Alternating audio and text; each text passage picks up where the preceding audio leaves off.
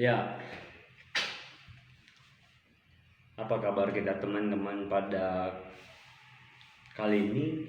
Kali ini kita akan bukan membahas sih, saya hanya memaparkan tentang yang marak terjadi di bangsa kita, di daerah kita, atau di sekitar kita. Tapi itu sangat jarang ditanggapi,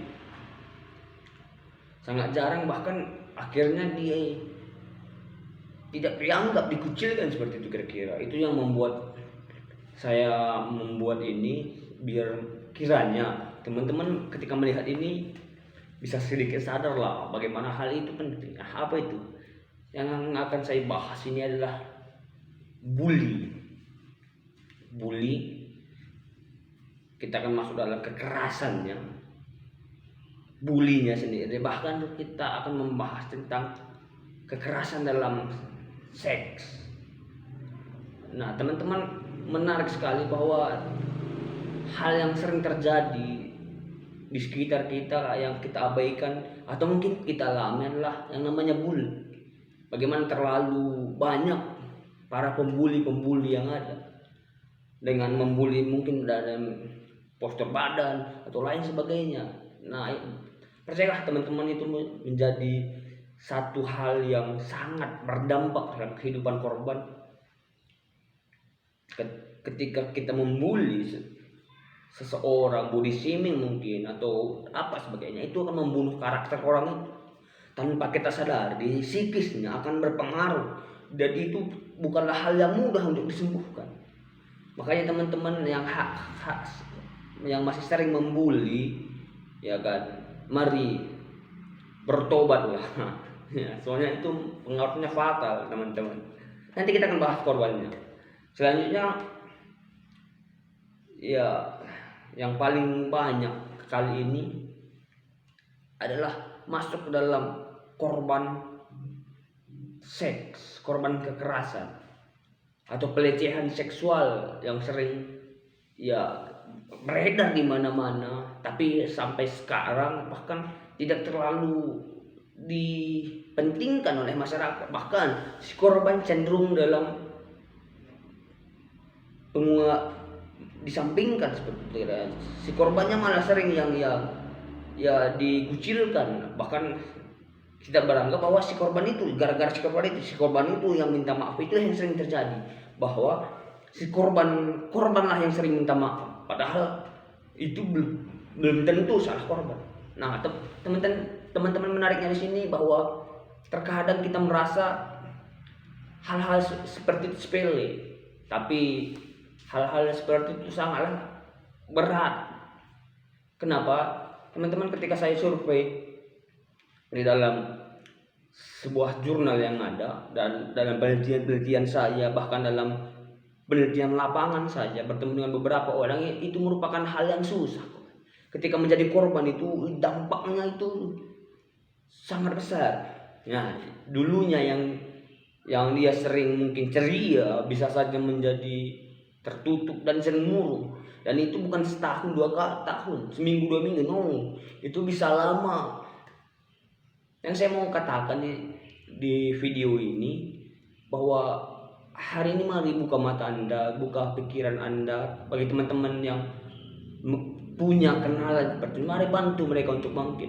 Nah, karena kenapa mereka susah untuk bangkit, bahkan minim sekali bisa bangkit sendiri, dan itu hal yang mustahil untuk bangkit.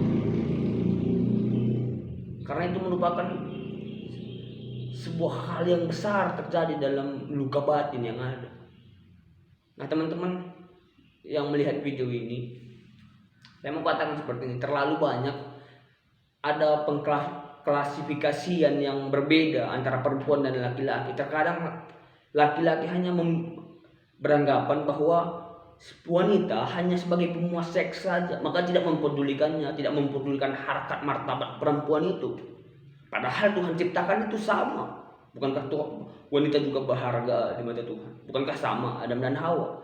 Tapi terkadang, apalagi laki-laki yang memiliki kedudukan tinggi, laki-laki yang memiliki jabatan, kaya, mungkin orang kaya tuh punya kedudukan agak tinggi, terlalu sering merendahkan perempuan. dan terlalu gampang menganggap perempuan ini hina sebagai pemuas seks saja, dan terjadi dari situ pelecehan seksual. Maka kita sering melihat pelecehan seksual di mana-mana beredar. Nah, yang sangat mengerikannya itu ketika si korban bahkan meminta maaf, bukan si pembuat yang minta maaf. Terlalu keterlaluan, karena kenapa? Ketakutan yang terjadi. Mungkin sekali, dua kali, mungkin hanya sekali bahkan terjadi pelecehan seksual itu, tetapi bukankah dampaknya itu berkepanjangan? Dampaknya itu akan berkepanjangan jauh, bahkan bisa seumur hidup. Itu akan mempengaruhi karir seseorang itu, mempengaruhi masa depan seseorang itu. Makanya saya mau katakan bahwa para lelaki yang ada, mari lihat diri kita, lihat wanita yang ada, kita sama. Jangan pernah merendahkan satu dengan yang lain. Makanya kita tidak akan pernah membuli, dan kita akan menghargai wanita yang ada. Nah, karena kenapa? Cenderungnya walaupun ada juga lelaki yang menjadi korban kekerasan seksual ini, tetapi umumnya wanita kan di bangsa kita, di Indonesia lah, masih umumnya wanita. Nah, itu yang akan kita ubah malam ini, hari ini adalah pola pikir kita sebagai lelaki itu. Mari kita rubah pola pikir kita, menganggap wanita itu adalah setara dengan kita, atau setidaknya menghargailah mereka. Jangan memiliki sedikit-sedikit nafsu seperti itu. Itu yang sering terjadi. Makanya ada pelecehan seksual. Sedikit saja melihat, pikiran layang-layang. Jadi yang kita mau kali ini para lelaki, marilah memiliki pikiran yang positif. Memiliki pikiran yang positif dengan cara lakukan hal-hal yang positif. Kerjakan hal-hal yang positif. Jangan terlalu sering teman-teman melihat situs-situs dewasa, film-film blue, atau baca-baca yang tidak bagus. Nah, ketika pembacaan kita seperti itu, nah maka ketika kita melihat siapa saja, kita akan memikirkannya, membayangkannya, mengimajinasikannya. Nah, akhirnya itulah yang terjadi ketika akhirnya kita tidak akan memikirkan siapa korban, disantap saja. Dan itu sangat fatal, teman-teman. Walaupun mungkin sekarang di KUHP udah dibuat peraturan, tapi saya tidak akan membahas di peraturan yang dibuat sekarang. Yang akan kita bahas adalah dampaknya itu besar. Oke, mungkin teman-teman tidak akan dilaporkan. Oke, mungkin teman-teman akan ada perdamaian, ada saling memaafkan. Tapi tidak cukup hanya saling memaafkan, jadi mari pikirkan dampaknya. Oke, mungkin teman-teman yang melakukan itu bisa saja menyesal. Langsung, menyesal laki-laki, selesai. Tapi bagaimana dengan korbannya? Tahukah teman-teman, tahukah saudara, bahwa ketika korban itu akan terus terpenjara dalam sebuah ketakutan yang ada. Bagaimana itu rasa trauma yang ada, apalagi kekerasan seksual itu membuat si orang itu akan trauma, akan membuli juga, akan trauma. Orang-orang yang menjadi korban bulian itu, orang-orang yang menjadi korban pelecehan seksual itu akan terus terpenjara dalam trauma ini. Maka dia akan yang selama ini ceria, dia akan terus pendiam. Bahkan ketika melihat hal-hal yang mirip dengan itu, maka akan timbul ketakutan yang luar biasa, ketakutan yang tidak biasa-biasa saja. Dan itu akan semakin membunuh karakter korban itu. Nah, makanya teman-teman, kali ini sangat penting sekali. Di bangsa kita ada ribuan masalah bully, ribuan masalah kekerasan seksual. Yang saya mau katakan bahwa teman-teman yang melihat situasi ini, mari bantu mereka yang menjadi korban itu. Mari bawa mereka ke dalam kebangkitan itu. Karena mungkin sangat susah untuk mereka lepas dari belenggu ketraumaan ini.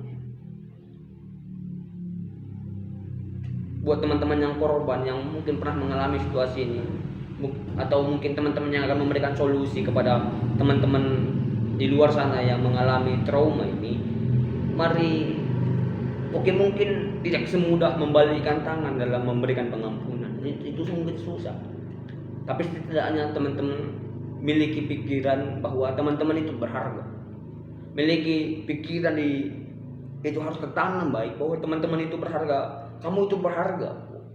Tidak peduli seburuk apa masa lalu itu, tidak peduli sebagaimana itu, tapi kali ini saya mau katakan kamu itu berharga. Mari bangkit dari keterpurukan itu. Itu bukan salah kamu, no. Makanya teman-teman yang memiliki teman yang dibully atau korban kekerasan seksual, mari jangan menyalahkan mereka. Itu bukan kekerasan saudara, itu bukan kekerasan korban, itu bukan kesalahan korban, itu bukan kesalahan korbannya, tetapi itu pure kesalahan pelaku.